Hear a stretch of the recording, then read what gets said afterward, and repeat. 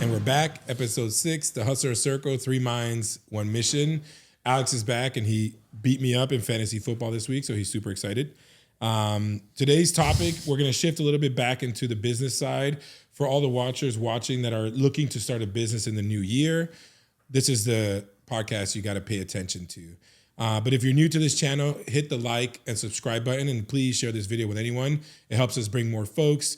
We also have a lot of folks coming on to the podcast in the coming months, and we're excited to shift to that mode. We still have some good stuff to share in the next couple of podcasts, but stay tuned for more. Now, let's jump into this topic. We want to kind of focus on like how we start a business and what are the 3 key things that you should focus on when you're starting a new business in this new year that are going to set you up for success. So I'm going to toss over to you, D, and then Alex, and then I'll kind of wrap up that specific topic. But yeah, for starting up a new business can be very fun. It can be very exciting. But if you really start looking at things line by line, it's a very daunting task. It's very tough to really get to where you want to be at. So if I had to choose just one thing, right, like each of us just choose one thing, I would say if you're building a business, right, you're also effectively creating a foundation, just like a house. So the structuring, whether or not you're going to be a sole owner or you're going to have a partnership, that's on you. But in terms of the way to do it within the guidelines of what this country has, I would say that is the most vital and crucial component. Because why? That can be the difference between you either getting funding for your business that's brand new, that has no proof of concept, or getting no business funding whatsoever. So I think the way that the business is actually structured has a huge contributing factor and is something that's overlooked by many business owners out there, including myself in the past. what about you, Al? For anyone listening at home or, just watching our videos and our podcast, right? The best advice I have when it comes to setting up your business is 1, have a plan. Know what you're going to sell, whether it be a product or it be a service. Number 2, have your credit file ready in place to get funding if you need it. You always need more money as a business owner. And no money better than other people's money. In this scenario, the banks. Number 3, have a good accounting team. In the next coming weeks, we're going to bring on a special guest, a very good friend of ours, Carlos Perez he has an accounting business. He's been doing our accounting for 5, 6, 7 years. I can't even remember anymore. Everything's gone great. He's going to come on. He's going to give all of our listeners a lot of tips as to what you should or shouldn't do in terms of structuring your business. Also, if any of our listeners need help setting up your business, my mom, who's one of our coworkers, she can actually help set up your business for you for a very small fee. So reach out to us. Let us know if you need any help with that. But that's my advice. Yeah, and that's actually excellent segue to my perspective. So you want the business that you're setting up to be set up, number 1, the proper way, but the name to be a fundable name in the future. We have clients that come to us and they're in crypto investment and they call their company Crypto Funds Investment LLC. You're not going to get funding from any bank whatsoever with that kind of name. So you need to make sure that your business name matches the profile, what you're trying to achieve, but also has the perspective that the banks are looking for, which is services, management, consulting, etc. Yeah, just a free piece of advice, right? Like, all 3 of us are in business now together, right? But me and my brother have been in business together for around 15 years. There's businesses that we have started that we just made an initial capital injection, and our plan was to never seek funding or never seek any loans or outside investors.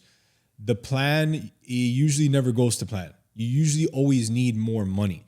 So before you set up your business and start executing, think proactively as to what Chris just said. Set up your business name properly so that banks can give you funding in the future. Yeah, and then ensuring that you're understanding every state law when setting up a proper LLC or corp is foundational. So in the links below, we'll share like what we look for, but then also, some points of contact, Esther, if you need help setting up your LLC properly. There are a lot of new regulations, like FinCEN requires you, when you open up an LLC in any state, within 90 days, you have to file what's called the BOI report. These are kind of the stuff that we're going to give you a checklist to make sure you're setting those things properly. And most importantly, your EIN. Yep. That's your social security number for your business. Make sure you set that up digitally so you can get a digital copy, save that copy. because a lot of our clients don't save it, and then they have to go and ask the they have to ask the treasury to send them a copy of this, and it takes like 6 weeks.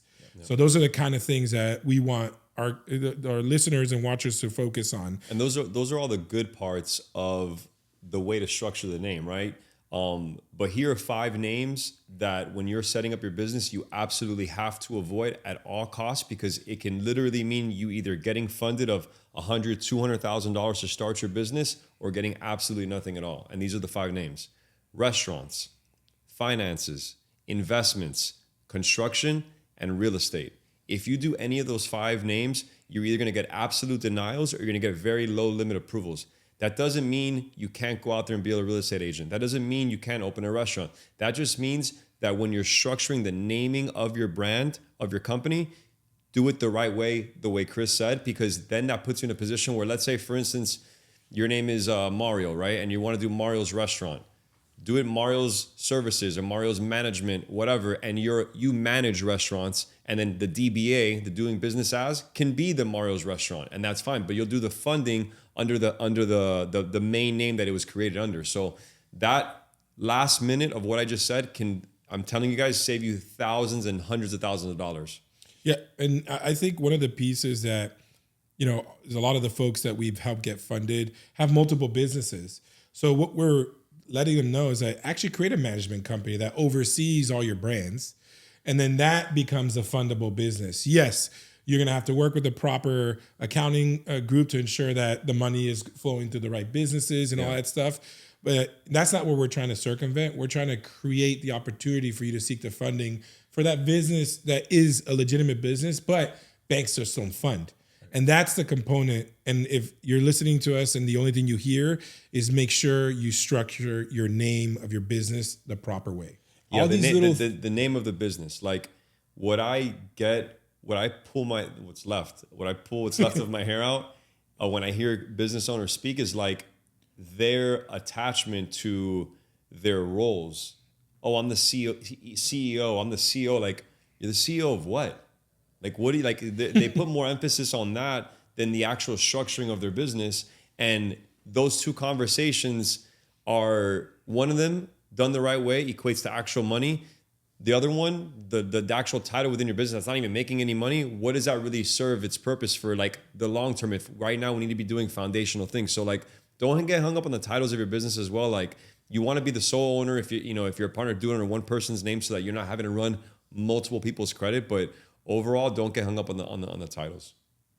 Yeah, and I think the other piece, just piggybacking off of the titles, LLCs and corporations have certain regulations within the bank. So like Chase, for example, you can't be a CEO or a president of an LLC. You have to be a managing member or a member. That's just regulations for the bank. So if I go in and, my cousin opens up LLCs, he opened one and puts me as a president, I go to the bank, they can't even accept, they tell you go update it either in your state's, business website to ensure it reflects the proper naming convention.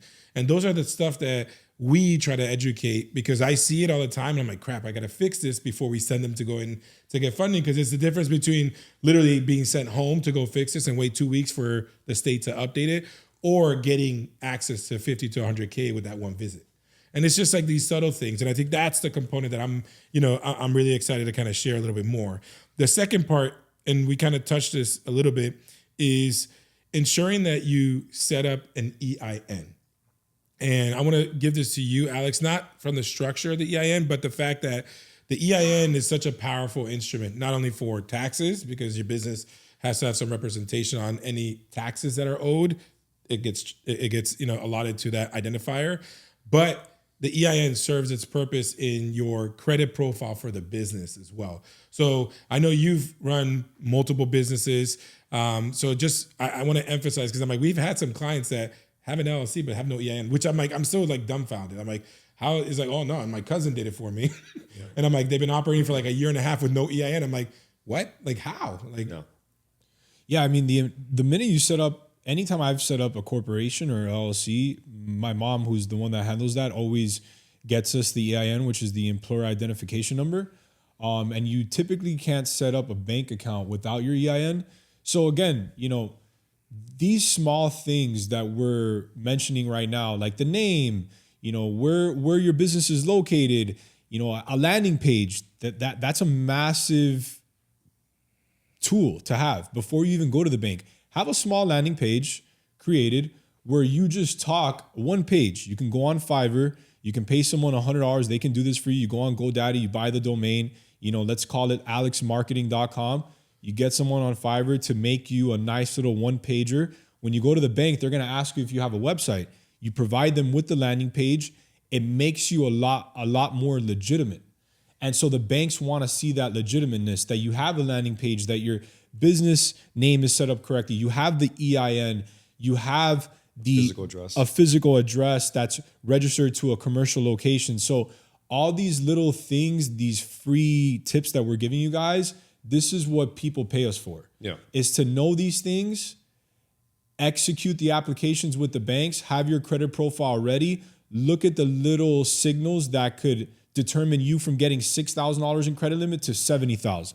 So, again, when I need to pay someone to fix my bathroom, I get a professional plumber. I don't hire an electrician to fix my bathroom. Yeah. Yeah. And I think the other piece, and you kind of touched this, is a physical location. Right. Virtual addresses used to be a thing, but after COVID, there were so many businesses that went through the PPP loan process, had fake addresses, which technically virtual addresses are not fake as a location has multiple suites. Yeah. But the banks no longer, allow that. Yeah. It's a big no-no. And you can have a multi-million-dollar business running out of your home now. Right. After COVID, like the amount of businesses that made 15, 20 million out of a house is significantly more than the businesses that made 15 to 20 million out of an office. So that's why the banks want a physical location, because they have to tie that specific company to a location, no longer virtual addresses. So if you're seeing videos out there to set up a virtual office and all that stuff, ignore it 100%, because when you go to the bank systems already know which ones are the virtual addresses. So make sure you have a physical location, because that's going to be a detractor. And just even setting up a bank account. Well, also, before you get funding, be realistic. Don't expect to get $300,000 in a line of credit if your business is registered from home and your revenue is $2,000 a month. We've had clients that they're like, "Hey man, I need $250,000 in a line of credit." It's like, "Okay, how many years you been in business?" 6 months. How much revenue do you do a month? Nothing. Okay, so how is the bank going to lend you $250,000 when your business is out of your home, you don't have any revenue, and your credit score is 710? Like, let's be realistic. And in any term, like any funding seeking, be realistic with what your goals are. Yeah. Agreed. No, and what you said, that brief comment, that's how it used to be. You're 100% right. And that's the reason why, like, whether if you're watching this, on your way to work, or if you're at the house, or whatever the case may be, like, you're watching this podcast and you're hearing us discuss these things, because this is information in real time. And that's going to be what separates you from getting real-time results versus like looking at things from 2-3 years ago that used to work and used to be a thing. And then you implement those things and then they don't yield what you wanted them to yield. So these little tidbits that we're throwing out there, I mean, guys, they can truly, truly help you scale your business, whether or not you hire us. So, I hope that kind of doesn't get lost on you guys in terms of like what we're sharing with you, because this information, it's a lot, but it has money attached to it. Yeah, if you guys keep following our content, you're going to see that we're going to provide you guys with a lot of free tips and tricks throughout the tenure of our content, which is going to be from now until hopefully forever. We're going to give you guys those free tips to help you be more successful in your own business. Yeah. And I think, and that's awesome, because so we have setting up a proper naming, setting up a proper corporation LLC structure, getting your EIN, ensuring that you have a physical address. Now we shift. Now let's say you've done those 4 things. Before you even think about getting funding, you have to have that plan that Alex mentioned earlier, or the strategy, that Dimitri mentioned for the business as well. But a cheat code, and it's a specific cheat code, is opening up business checking accounts with local small banks. So regional banks, credit unions, just to build the history. Because I'm like, in the beginning, you may need funding. And we have clients that within 30 days of opening up their LLC, they're at 200,000 because they have the profile and the poder. and the power in their profile. But then we also have the clients who plant a seed and then within 90 days can get funding not only from the big banks, but local regional banks as well. Yeah, and that right there is a direct correlation to the idea of business funding and the actuality of it. A lot of people, including myself in the past, I thought I had to go to Duns and Bradstreet. I thought I had to create a membership of $150 a month. I thought I had to get a gas card. I thought I had to go to Uline and get products. I thought I had to get net 30 terms. That is completely wrong. That is not how this game works. Yeah. This game works one way and one way only. You are exclusively going to leverage your personal credit to acquire business products to get you the funding you need.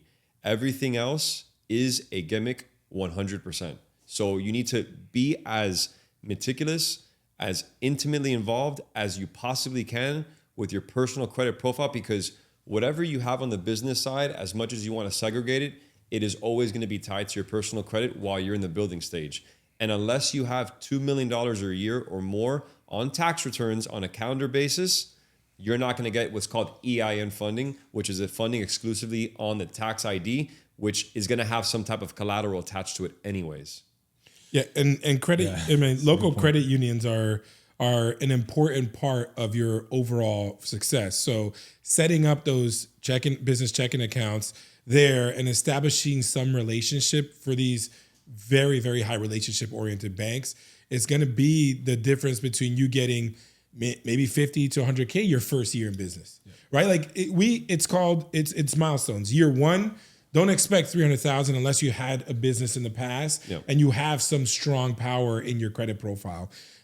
So bring your expectations down to anywhere between 50 and 150.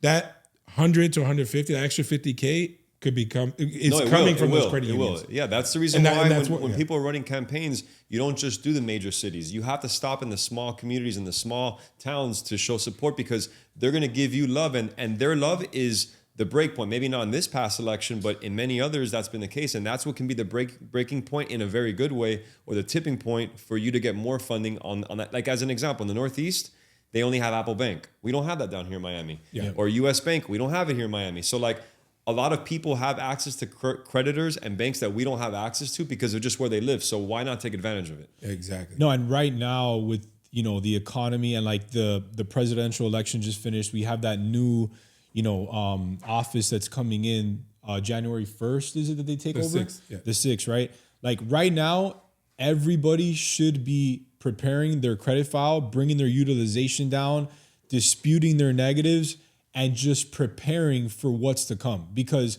a massive economy stimulation is on the horizon. We all know that. And you want to be ready to be able to get these products. Not just from a business side. They lowered the rates again on the mortgages. So it's just like it's for anyone. Like everything is gonna start and end with your personal credit. Yeah, it is what it is. I feel too like a lot of people they get caught up in like, okay, I'm gonna spend 4, 5, 6, 7 years coming up with the perfect business plan. You don't need the perfect business plan. I have a great idea that I've actually been cooking up in the back of my mind. You know what it is? Buying a commercial power washer, getting someone that needs work, getting a power van, and going and looking for people that just want to power wash their driveways and their roofs and whatnot. Just providing a service that people don't want to do. It's all about luxury. People want someone else to do what they don't want to do. So you don't need to have this 13,000 square foot warehouse and this crazy idea to make millions of bucks. You can quit your day job just by providing a simple service that nobody wants to do. We have a car wash guy. He's getting funded with us right now. This guy makes over $75,000 a year. We saw his tax returns, and all he's doing is washing cars. So anyone can escape the matrix, be their own boss, just having a simple service that you can provide to people. And you kind of hit the last point of this podcast, which is the last but not least item, which is fixing and ensuring that your personal credit is on point. Yeah. That you can do everything you want in this world. And we even have folks, that are successful business owners that do everything with cash. That is great, but it's also prevents you from getting to the scale that you need to, because you're always going to be cash heavy in that scenario. So ensuring that your credit profile on the personal side is set up the proper way. You lower utilization. You get certain amount of credit cards, which is one of the things I wanted to ask you, D, because you've been seeing credit profiles, and you, Alex, for the last 7-8 years. How many credit cards should a strong profile have? And I know it's not an absolute answer, but I'm seeing some profiles where they literally 20 years worth of credit, 2 credit cards. And I'm like, wow. Like no history whatsoever, no loans, no car payments, nothing. So I'm like, they come to us seeking funding. I'm like, brother or sister, man, we need to get you more credit before you can even go to the bank. Because the banks are not going to lend to someone who's pure risk, because they've never, there's no canvas to pay. No, they see them as credit seeking all the time because they're just running their inquiries, left and right. So like an average consumer should have 10 hard inquiries per calendar year. So when I see reports that have 175 hard inquiries, of course you're not getting approved with the banks, because the banks are seeing what you're doing. Your credit report literally says a story about what your engagements are. So like an average consumer should have 5 to 7 credit cards active and consistently maintain their utilization below 10% before the statement closing date. If you can manage that, you will be successful, and you'll be in a position where you're getting automatic CLIs, which are credit limit increases. And you're getting it because you're showing responsibility attached to that specific creditor. Because yes, it's cool that you might have 2 $25,000 credit cards on your credit profile. And Dimitri, why do I need more than that? You need more than that for the time that comes that you need more than that. Because having 2 and being responsible is fine. But imagine that same train of thought, but with 6 credit cards at $25K a pop, that $25K a pop, that type of responsibility attached to it. So once the banks see that you can have multiple relationships being maintained responsibly, they will immediately open the doors to give you any and all products that they have. And that's, and I say this because I've been in the 800, credit score profile for the last 8 years. And everybody always asks me like, oh, what do you do? And I'm like, honestly, I have 8 personal credit cards, and each of them have over 30,000. But even then, you've had an 800. But there's been times where we've talked and I've been like, yo, let's do this, or hey, do that. Or then when we started the first business credit cards that we got, what was the first limit? 7K. Now we're getting lines of credit of 6 digits and up, and credit limits on the business credit card side for 50K and up. Yeah, we have. I just opened up our second ever Amex for this business, and it was 38,000 starting.